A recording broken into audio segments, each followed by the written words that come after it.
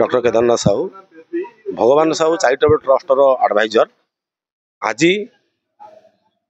समाजसेवी भगवान साहूर नाम आज एक ट्रस्ट उन्मोचन है ये जे गरीब लोकंर सेवा करिबारे जो खुशी से अनुभव करुले से आदर्श आमको अनुभव कर गले जे नाई तुम गरीबंर सेवा ही भगवान सेवा यही उद्देश्य तुम्हें गरीब को खाद्य बंटन कर रोगी सेवा कर भल शिक्षा देव बा गुणात्मक शिक्षा देव एवं सबुबले असहायर सहाय हम यही ट्रस्टर आज यही मुख्य उद्देश्य से उद्देश्य आज प्रथम वार्षिक श्राद्ध उत्सव उपलक्षे आज यही दिन में ट्रस्ट को शुभ उन्मोचन करागला एवं आमर कुल पुरोहित माने आज मंत्र दे यही लोग को जीवंत कले से आमे भगवान साहू एवं आम कुल पुरोहित निकट में चिर ऋणी।